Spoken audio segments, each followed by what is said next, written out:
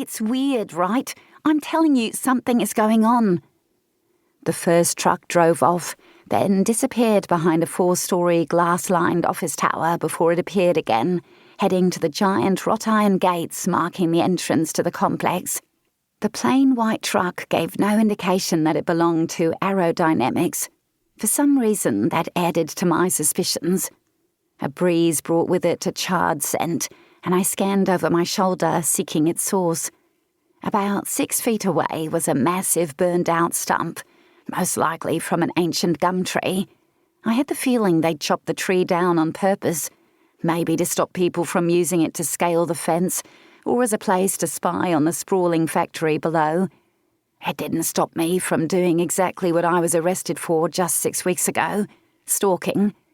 Well, that and breaking and entering, but it was for a very good reason, just like this time. Turtle hatching season brought tourists. Tourists kept risky shores alive.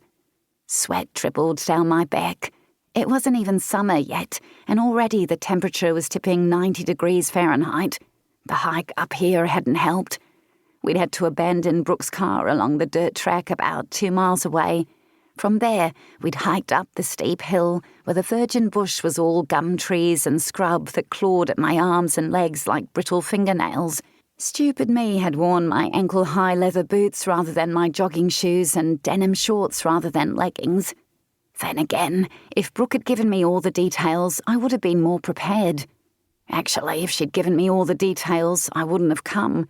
After all, I'd escaped jail by a whisker, and breaking my good behaviour bond would mean sitting in lockup for months. And yet here I am, rolling the dice on my freedom. But once Brooke had told me about the declining turtle numbers, I was invested. Anything to do with saving animals, I was in, and she knew it.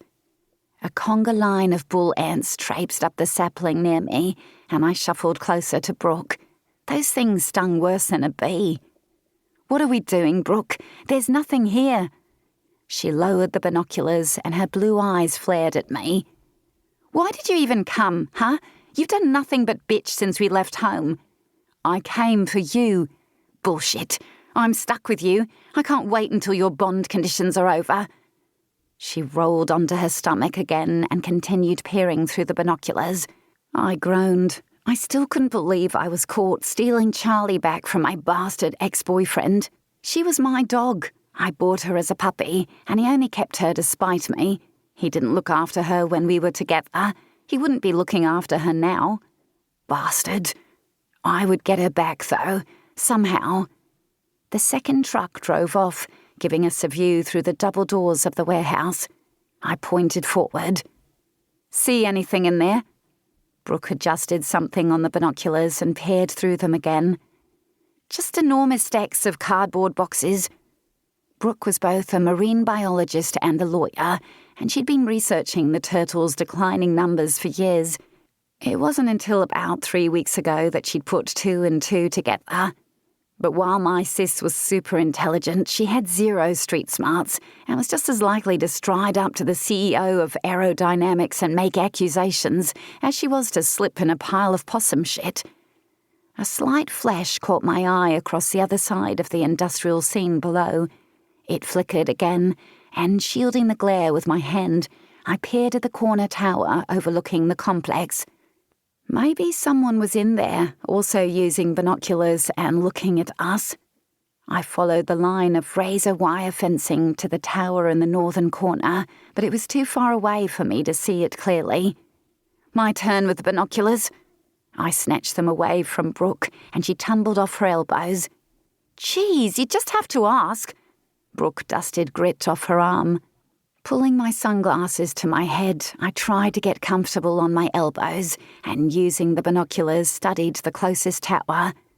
It was like a miniature Queenslander home, a square building surrounded by a wide veranda. The building was floor-to-ceiling glass.